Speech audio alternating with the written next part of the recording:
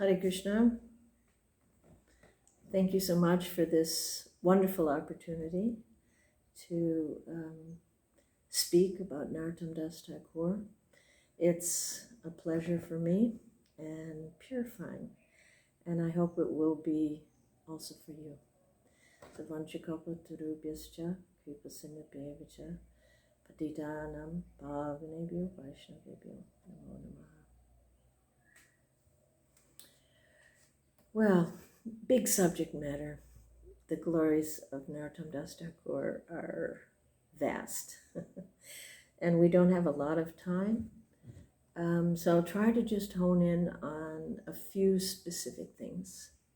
I'll try to focus on why Narottam Das Thakur holds a special place in our Sampradaya, and kind of what were some of his very unique contributions. So I've identified 6 points that I hope to unpack somewhat in this talk. So the first point that sets him apart from the rest is that Lord Chaitanya himself, Sri Chaitanya Mahaprabhu, singled him out in a very special way and empowered him in a very extraordinary way.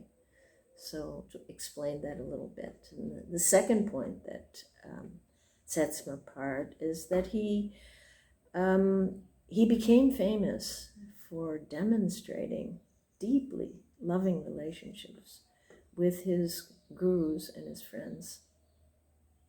And the third point is that he took on very heavy responsibility of bringing books to Bengal.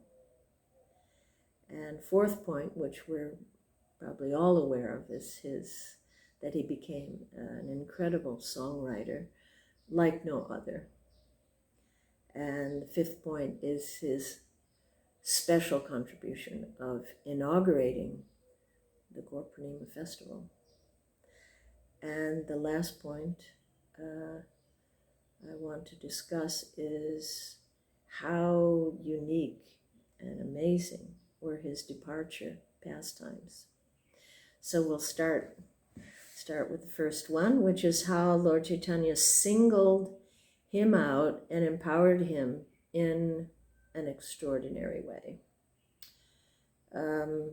So we'll try to tell in brief, we can't tell all of these stories in pastimes, but at one point, Sri Chaitanya Mahaprabhu and his devotees were having kirtan along the bank of the Padmavati River, and suddenly Mahaprabhu became deeply emotional, started crying and calling out, Narottam, Narottam. It was bewildering and confusing to the devotees, and he fell on the ground and continued to cry. And Nityananda Prabhu, got down on the ground next to him and tried to pacify him. And a discussion ensued where Mahaprabhu said, Nitai, what will happen when we leave this world? What will happen to my mission? And Nitai said, well, only you know. Someone must carry it forward. And Mahaprabhu said, yes, there is someone very qualified, and that is Narottam. And that is who I'm calling for. And again, Nitai is puzzled. I don't know of any Narottam amongst your associates. And he said, no, he's not born yet, but soon he will take his birth. And I now want to leave my love for him in the future. Again, this was puzzling to Nitai. Well, if he's not born, then how will you leave your love? So then Mahaprabhu said, follow me. So all of the devotees went with Mahaprabhu to the bank of the Padmavati, and Mahaprabhu walked in to the river as the devotees stood watching and stunned.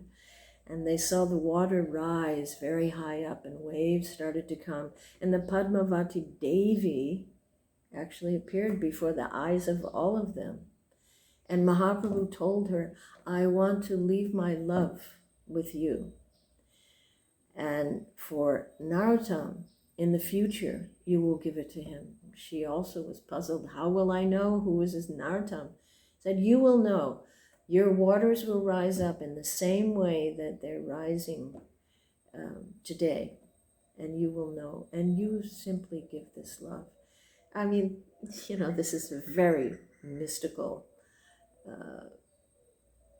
to understand what it was that Mahaprabhu gave her, how she held that.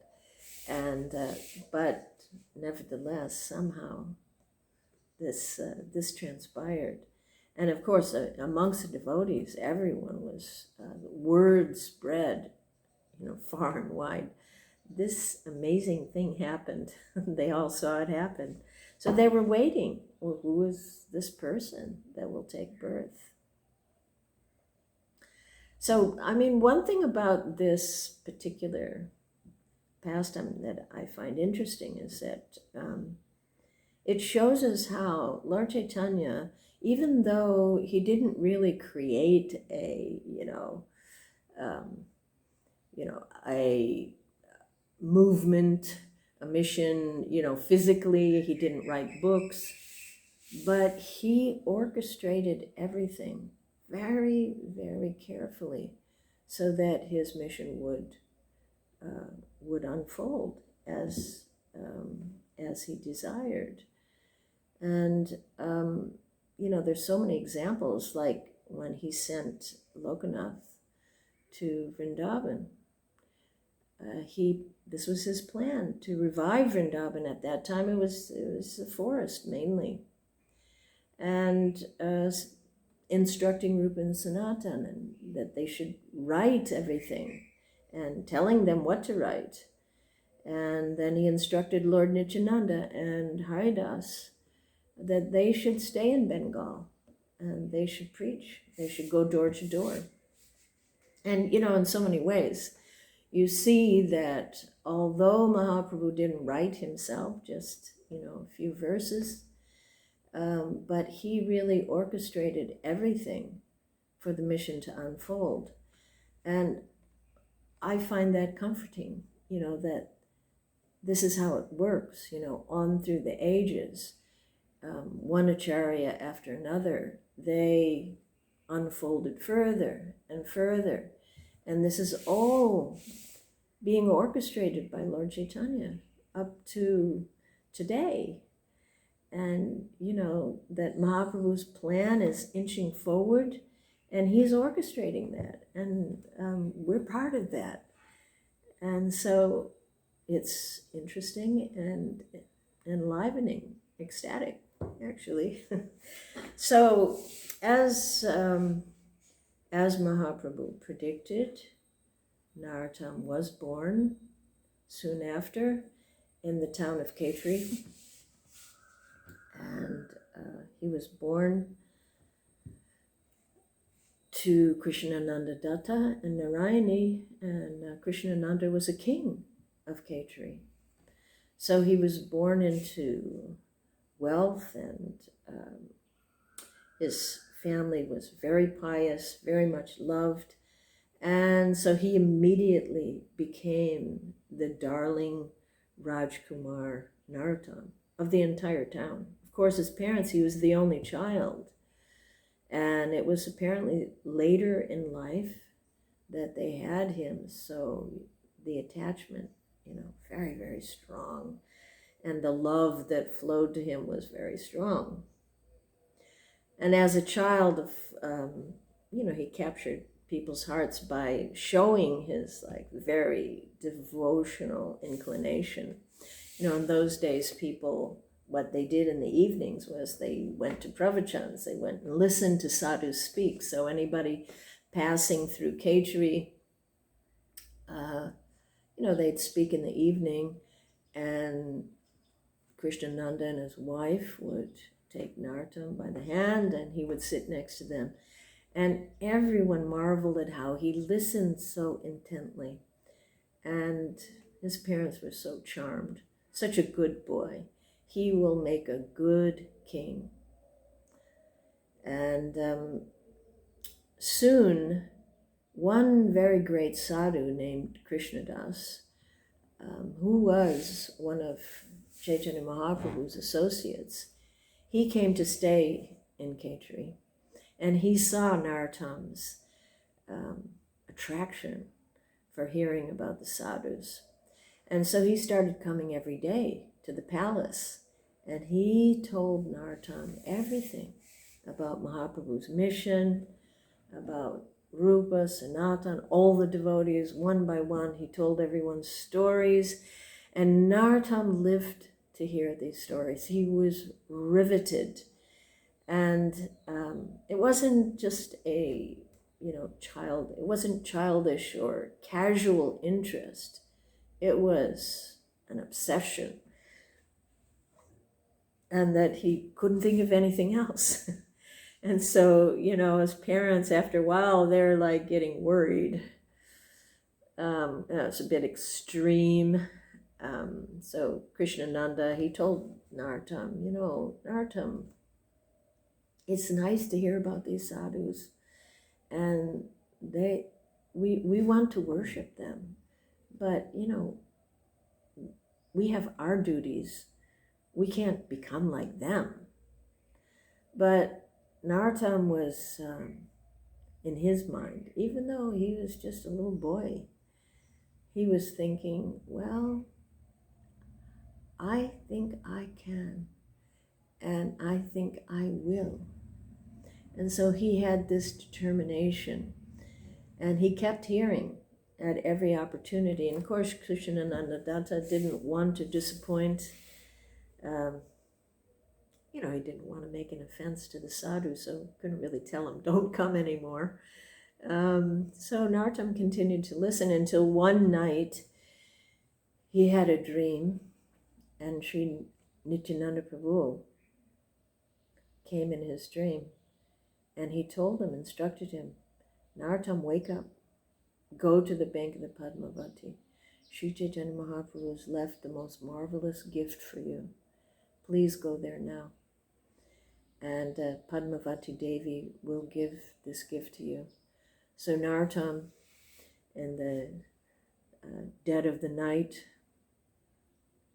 he secretly came out of the palace, went down to the Padmavati, entered the waters, and the waters rose up in the same way as Mahaprabhu did, and suddenly before him was Goddess Padmavati.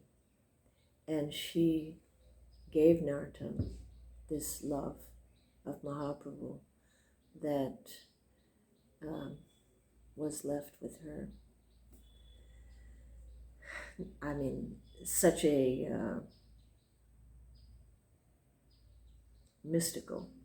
very mystical experience. Very difficult to understand how she was holding that and how she transferred it, but indeed it happened. And from that moment, Narottam became a madman. What his whole body was engulfed in the love of Mahaprabhu. How could a young boy even contain such a thing? So he became like a madman, dancing, crying, laughing, jumping on the bank of the Padmavati. And very extraordinary experience that had come to him. And actually it's kind of a key to his nature to understand him as a person.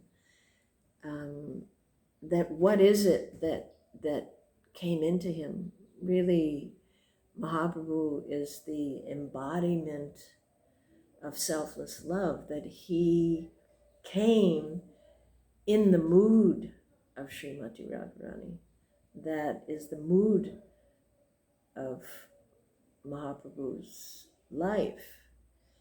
And so that is what that mood of, selfless, pure devotion that, entered into Narottam. And of course, after that, he was never going to be their little Naru, and he was never going to be the same. That now there was like a fire burning in him. and that he just wanted to give everything. He wanted to give his life, his heart, everything to Sri Chaitanya Mahaprabhu and his devotees. And he had this intense hankering to go to Vrindavan. Now you can imagine the parents, they were just shocked and worried, frightened, and they just could not understand what had happened to Narottam. I mean, they were devotional people, but what Narottam was experiencing was beyond what almost anyone had ever experienced. They could not comprehend it. And, they just kept telling him, but Narottam, we're devotional. We chant. You can serve Chaitanya Mahaprabhu here in your home. We worship a shalagram. Why can't you be a great devotee here in Khetri? And Narottam knew, there's just no way they will ever understand. They just could not understand this. And, because they were so frightened, they had guards. They had to put guards to always watch Narottam so that he wouldn't run away. And so it was very difficult for him to get away. And of course, that's a whole story, which we can't tell all of it. But he did manage to get away. And then getting away, he knew that he had to run, because there would be people following him, many people following him. And so he couldn't go on the main road. He had to just run through the forest. And so you imagine this boy, young boy, pampered, Prince Naru, Rajkumar, just pampered his whole life, living in the palace. And suddenly he's running barefoot through the forest. It's pretty inconceivable that this young boy, I mean, it's hard to say what his actual age was. There's different viewpoints about it, but, young teenager, sometime in his teenage years. And, where do you find water? How do you eat? No lights, no road maps, no nothing. And going from one far end of the country to the opposite far end of the country, a long, long journey. And it was difficult, and Narottam struggled. And, there were points where he almost gave up. And there was at one point, he fell on the ground and was crying, "Oh, Vrindavan, will I ever reach you? Is it possible to reach you?" And he just fainted, on the ground. And suddenly arrived there was a young village boy with a pot of milk, and he woke Narottam. He said, not Narottam, but he said, "Wake up, take this milk." And Narottam saw this boy, and he saw the pot of milk, but he was so tired that he couldn't even get up and drink it. And he fell back asleep again. And in a vision, Rupa and Sanatan came before him, and they pacified him. And they said, "Narottam, Sri Chaitanya Mahaprabhu has brought milk for you. You're so fortunate. Just get up and drink it and take nourishment and go on to Vrindavan. You will arrive in Vrindavan. We are always with you." And so Narottam woke, and, with great enthusiasm, he drank that milk and became very, very happy and energized and continued his journey on.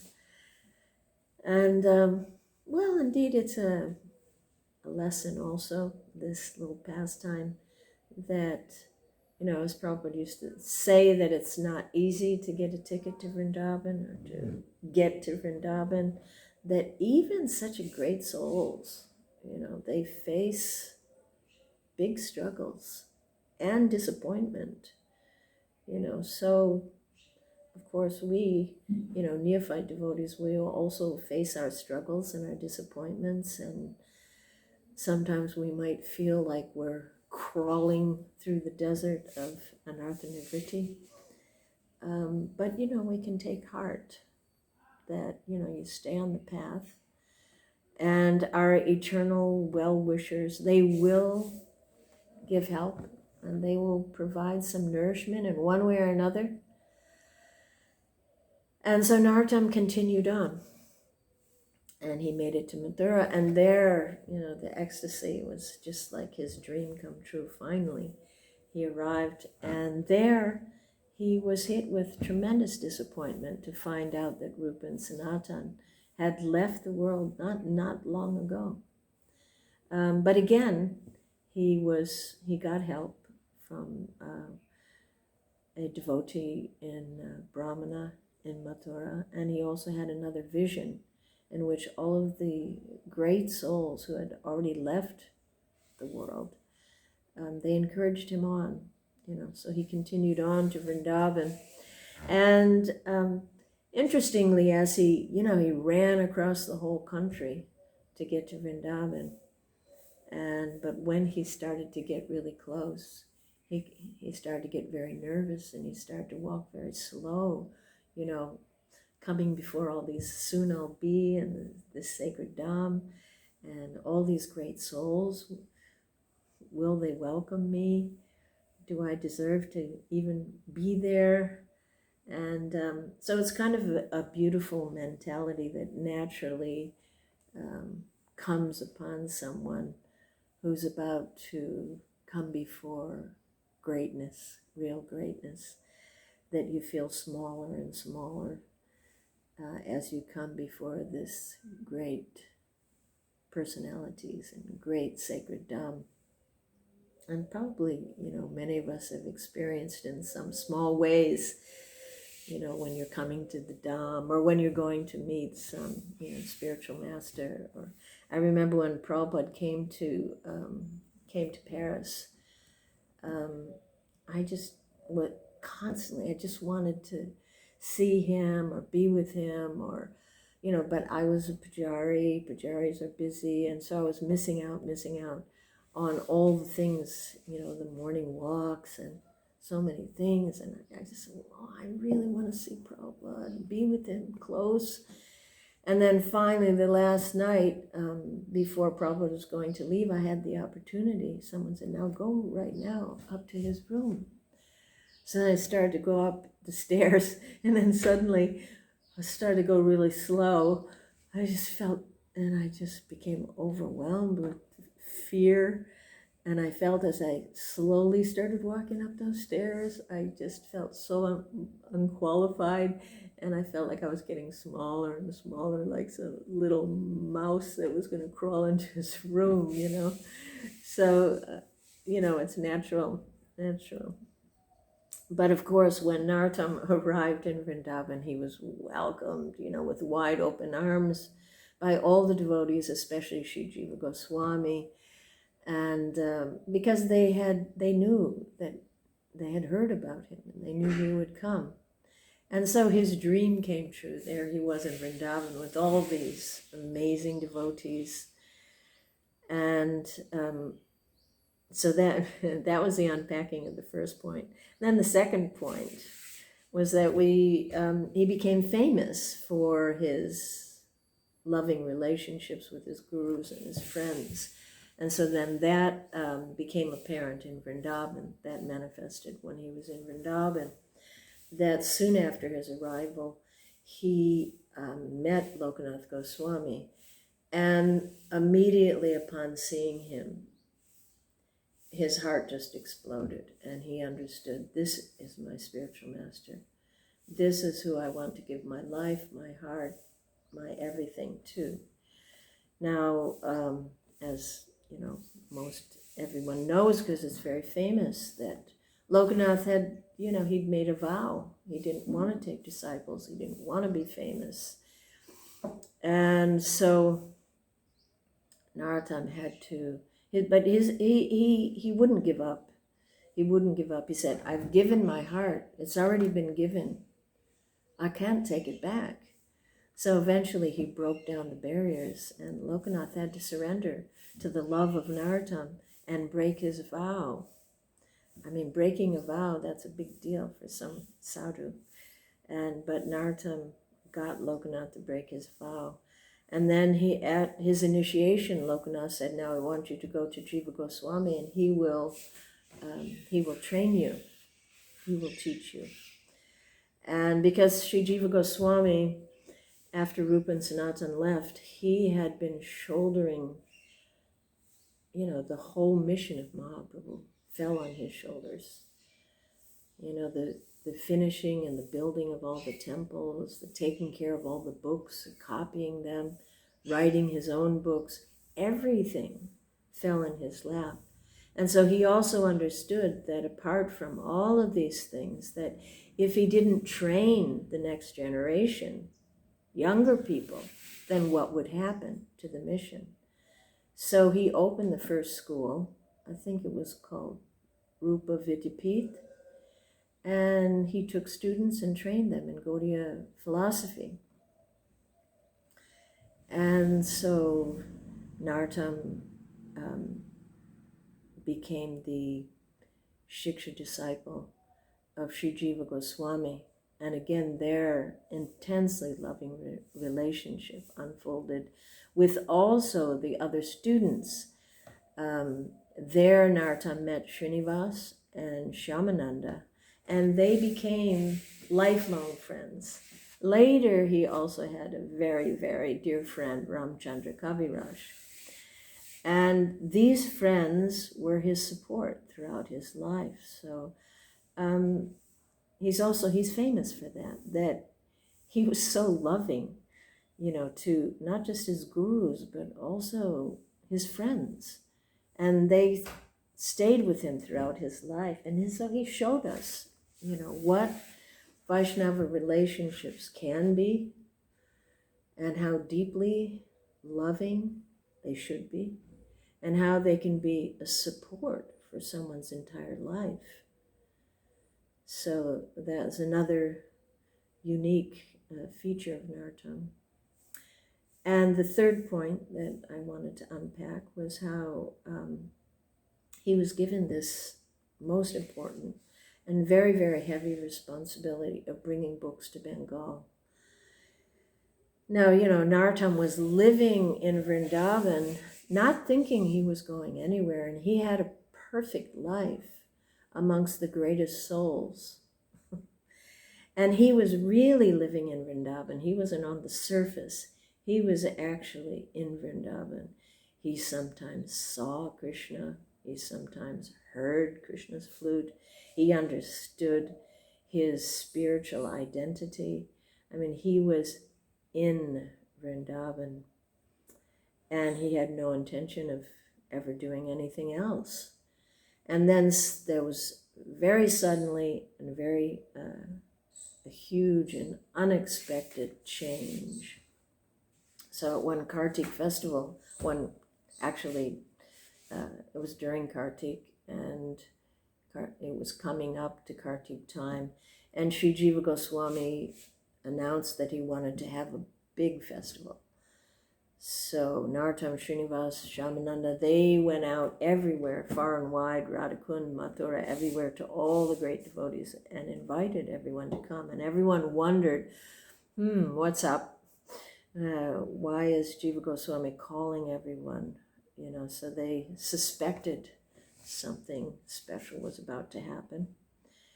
And so during that festival, during the Kartik, as everyone came from far and wide,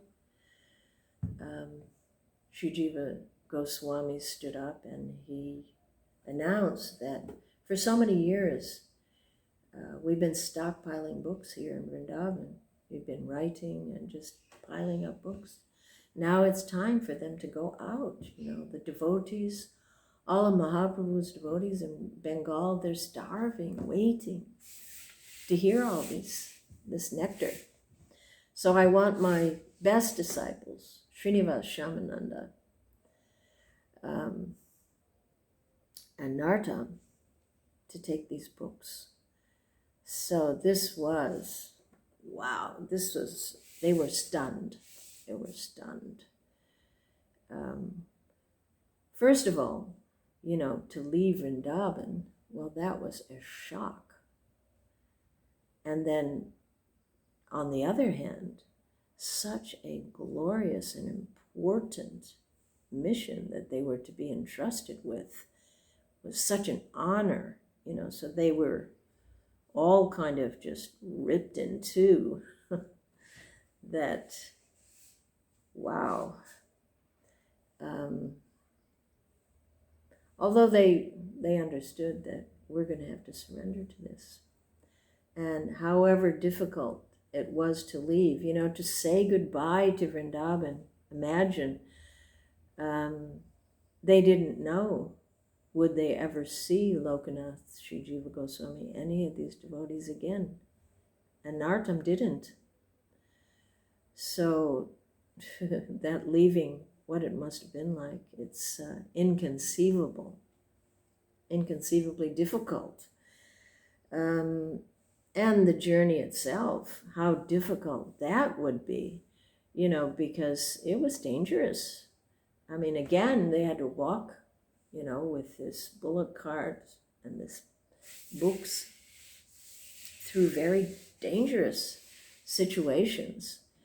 And they had to enter into totally uncharted terrain, that they had no experience for, but they took it up, So again, with this pastime, it's a lesson in love. What is the real thing? It's not what I want, but what does my beloved want? And that is the real expression of love. To surrender to that. And, all devotees to some extent have to face such a test. We think of like Lokanath.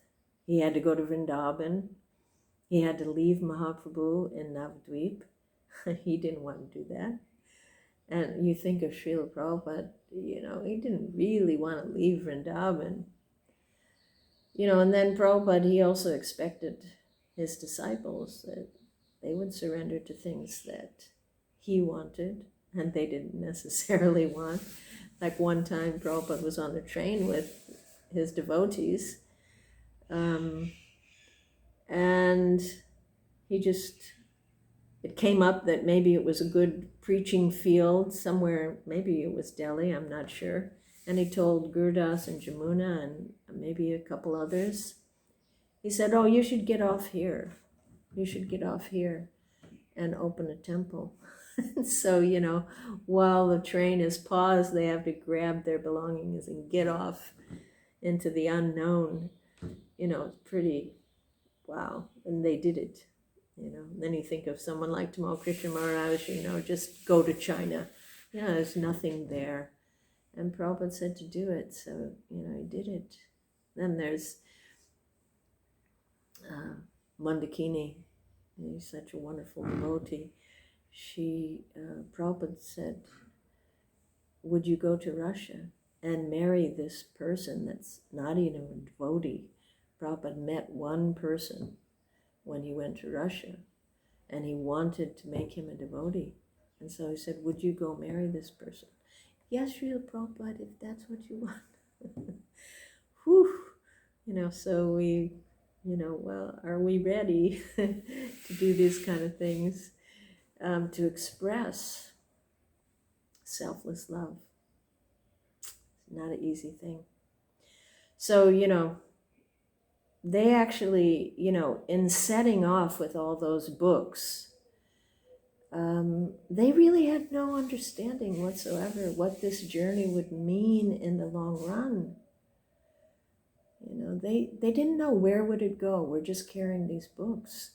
But that it would actually set off a complete tidal wave of book distribution that would eventually flow out to the entire world, that continues to today, where now over 500 million books are spread throughout the whole world.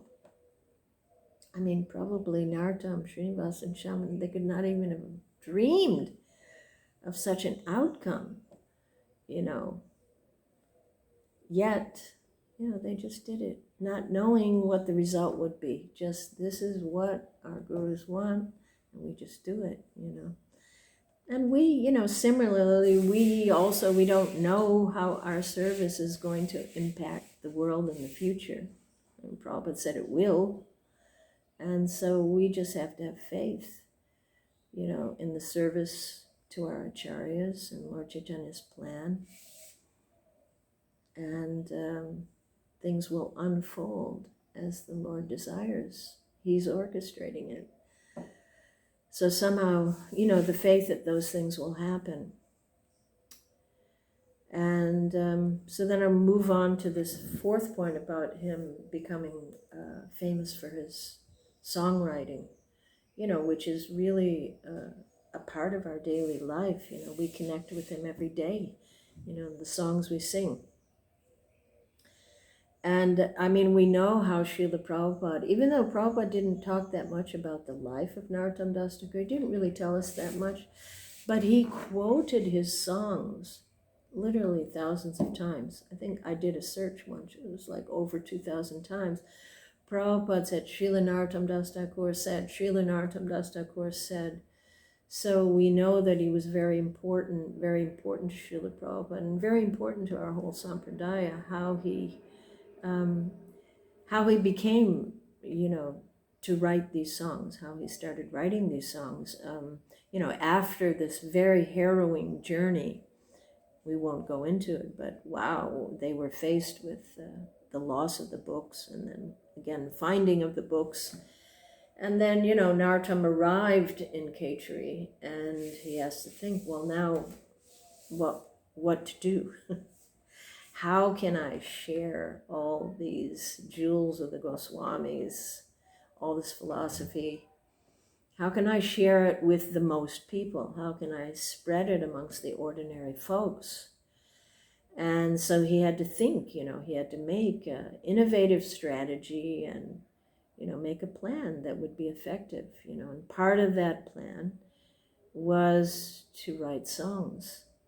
And in those songs, I mean, it doesn't seem like a big deal now, but at that time, it was new, you know, that you would speak all philosophy through songs that were written in Bengali and that anybody could understand. So that was a unique way to spread things very far and wide, that it would be easy for people to hear these songs and then imbibe. And then in those songs, he would convey everything, like the full encyclopedia, A to Z, or Z, from, you know, neophyte to Uttama understanding, like the full gamut of bhakti experience. And in those songs, there's quite a few different categories of songs. One is the Dainya Bodhika, or the songs of profound humility, where he expresses, you know, oh, I've just spent my life uselessly, I drank poison knowingly, and he expresses all these, it's hard to understand.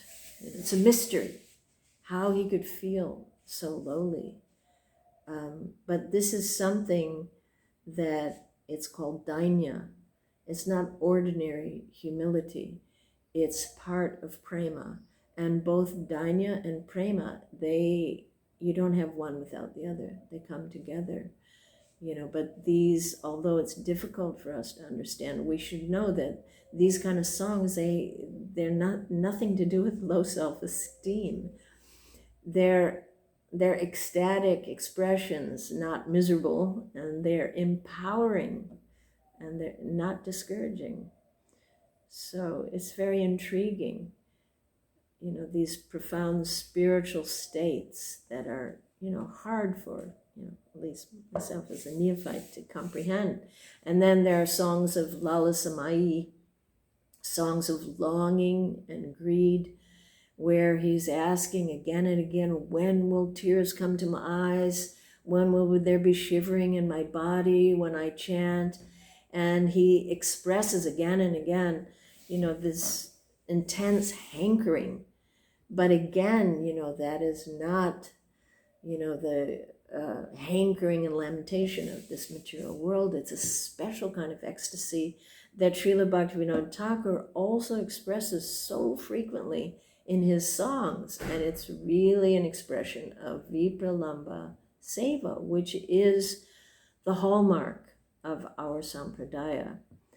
And Narottam Das Thakur was simply plunged in this mood throughout his life. I mean, it's his life in a nutshell, his mood, that he always was, I was born too late. And he had this mood, this Vipralamba Bhava. And then other songs, after he's spoken of all this hankering and feeling lonely, and then there's other songs where he expresses full spiritual perfection, where he describes Vrindavan, Goloka, he says who he is in the spiritual world, and he just describes everything in the spiritual realm. And beyond, what we can just appreciate, And then there's so many songs of love for the Vaishnavas and the spiritual master, always in the mood of him being a servant of the servant. And so through these songs, he made it possible for everyone to understand Gaudiya Siddhanta fairly easily. And also, we also can know him through these songs. These are his heartfelt expressions. So to know a person, when you read their writing, they put themselves in there, so we can know him through these songs, So Narottam began this songwriting, and at the same time he saw that he had a big challenge. There he was in Kachari alone. How was he going to spread Mahaprabhu's mission? And he felt he needed inspiration, so he went on pilgrimage, which is a purpose of pilgrimage, is to derive inspiration for your spiritual life. So he went to Navadvip, he went to Puri, he went to Ekachakra, and had wonderful experiences. And he got very great inspiration. Srila Prabhupada followed in this mood that he wanted everyone to come to the Dham, because he knows that, through going to the Dham, if done in the right mood, you can really make spiritual progress and really derive inspiration. So he derived a lot of inspiration, but he also saw, as he was traveling, he also saw that there was a lot of, amongst people that he met as he traveled, he saw, there was confusion. There were misunderstandings. Mahaprabhu had left. After he left, of course, there were difficulties, and some devotees lost heart. And so he saw all this, and he thought, how can I help? And so on his journey, he got this inspiration that he had to bring everyone together. He had to bring them together so that he could unite them and uplift them. And so he decided on the Gaur Purnima day that he would invite devotees from far and wide. And this has never happened before. It's interesting, isn't it? That this is, I'm not sure how many years after, but I would think that it's at least 40 years after Mahaprabhu's departure, was the first major Gaur Purnima festival. And it was a big organization was required. And, it's interesting to see, like, this is a lesson. What makes an acharya, that their desire to help others is what, pushes them, the desire to fulfill Lord Chaitanya's mission. And in doing so, they have to be innovative, and they have to be creative, and they have to be dynamic, and they have to figure out, how am I going to do this now in the situation that I'm in?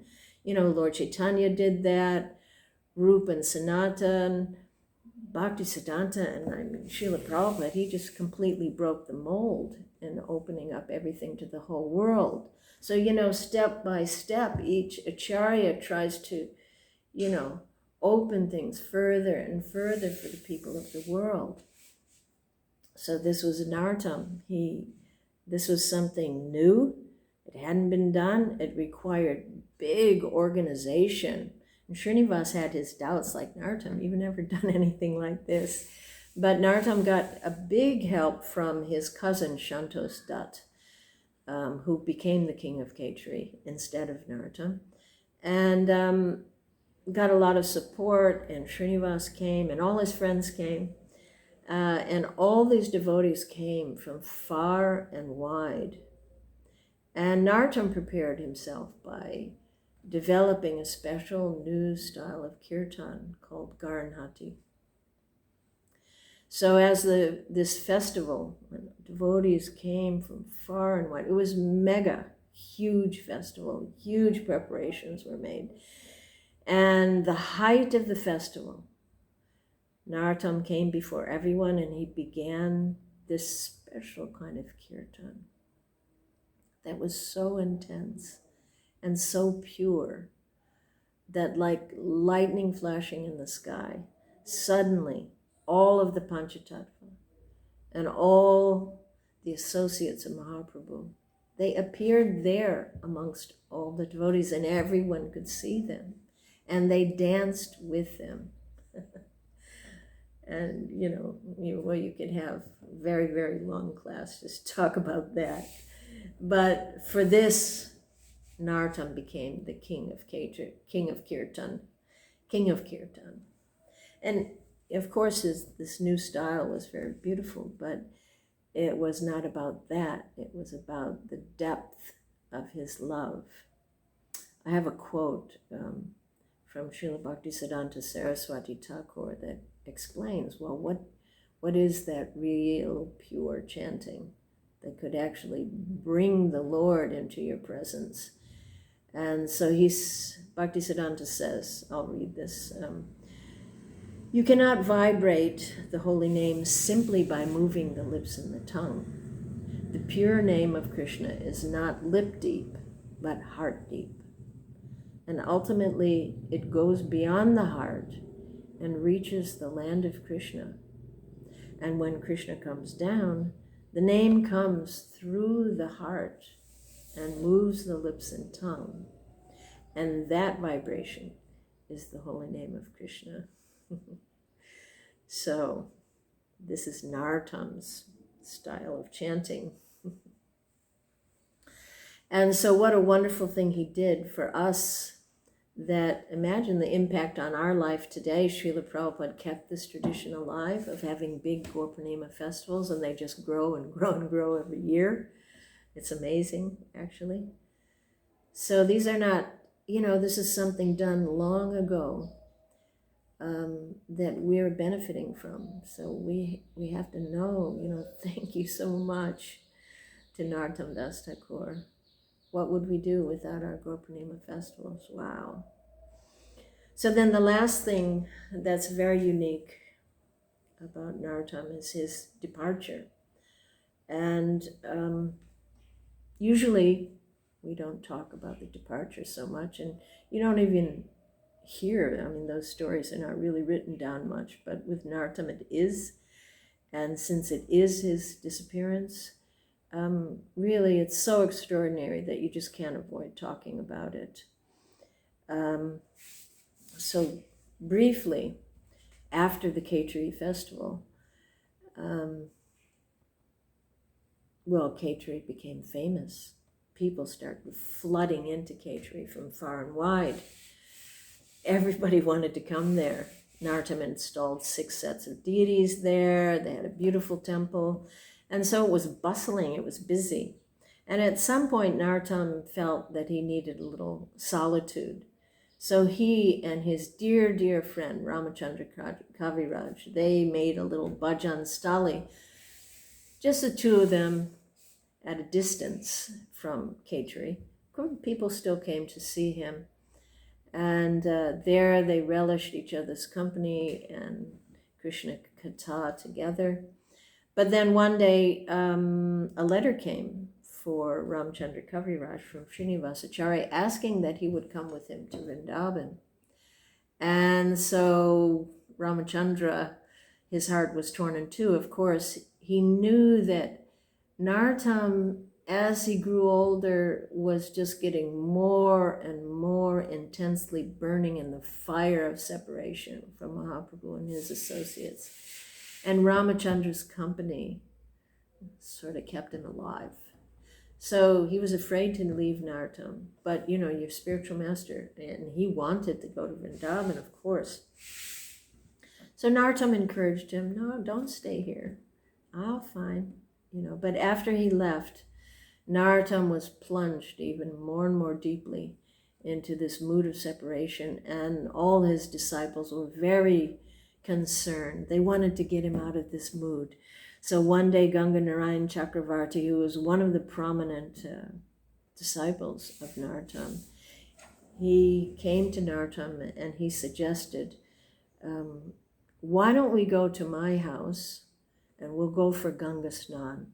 Now, Ganga Narayan's house was quite some distance. It's actually about 3 hours drive from Mayapur, Jiaganj. And so it was a walk, it was a journey. And then to their surprise, Narottam agreed, yes, let's go for Ganga Snan. So they were so happy.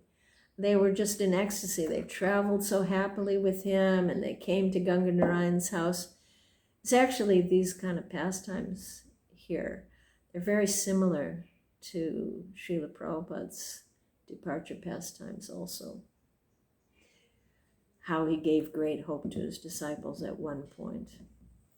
But anyway, so when they got to they get to the bank of the Ganga, and everyone happily goes in for bath, and Narottam comes out, and then he lays on the bank and doesn't get up. He just lays there. And then everyone began to realize that his intention was to leave his body there on the bank of the Ganga. And Ganga Narayan, well, that's a whole story in itself, but Ganga Narayan eventually, he begged and cried and said, please don't leave now. And then Narottam just woke up. Okay, I'll stay alive. And he did. So I don't know how long he went back to Khetri. And for quite some time, he stayed in Khetri and continued his preaching activities. And then one day he called Ganga Narayan. He said, I would like to go for Ganga Snan again. Let's go to your home. And Ganga Narayan was like, oh no. He didn't want it. But, you know, disciple has to follow the desire of the spiritual master. So they went and again returned there. And again, Narottam entered the Ganga. And then he asked his disciples to bathe him. So they started pouring water on him. And as they poured the water, he began to dissolve into the water of the Ganga. Now, this is probably one of the most remarkable things in Gaudiya history. I mean, we have heard of people's hearts melting in ecstasy, but someone's entire body to melt into the water. You know, sometimes, you know, we know yogis can leave their bodies at will, but this is something so far beyond that. That the intensity of his love actually melted his body. It is just inconceivable. But, you know, he showed us the ultimate in loving intimacy, you know. I mean, everybody seeks to expand their experience of love, even, in the material realm and spiritual realm. All the books, all the movies, everything, everyone is trying to increase their experience. But, when you're only dealing with material elements, you just get a shadow of love. But no real intimacy can be there until it's soul to soul. So what to speak of soul to supreme soul? The experience that can be had. It's hard to imagine that emotions can be so intense and so deep. But, there at Jiaganj is the Dud Samadhi. The milky substance was taken out of the Ganga and put into Samadhi there. And when you go to Narottam Samadhi, that's what's there. That milky, what was left from his body dissolving into the Ganga. So, he shows us, well, just how far you can go. How far does love reach? And, this potential for profound love, it's there in all souls. So these are some things that set him apart as one of the greatest acharyas of all time. And, what a hero, what a hero. He conquered the material energy and gained entrance to the spiritual realm. Such a powerful person, and yet always so humble. So such personalities, they're our inspiration, they're our hope. They really are our key to progress. There's that verse, Om Tad Vishnu Paramam Padam Sada, that those people, they see the spiritual world, so they can convey it. They see it, they can reveal it. So when we talk, we have these talks of acharyas, it's a lot more than just nice stories. It's actually just so beneficial for our spiritual growth. It's enriching and purifying, and it's very relevant, because really we advance by mercy. I mean, we do our sadhana and everything. It's not that makes us advance, it's that we attract mercy. And the mercy comes through the acharyas. And so, we need to make the connection with them. And we need to know that this is our family, these are our ancestors, and we can be proud, such heroes, the greatest people that walked this earth. We have a connection somehow through Srila Prabhupada's mercy. And it helps us, when we know our history, we see a bigger picture, we see where we came from and the steps that had to be put in place in order for us to be where we are and have what we have. It just really helps us to be so grateful and to just have so much appreciation. So, it's a good day to try to make a firm personal connection with Srila Narottam Das Thakur. All glories to Srila Narottam Das Thakur. Hare Krishna.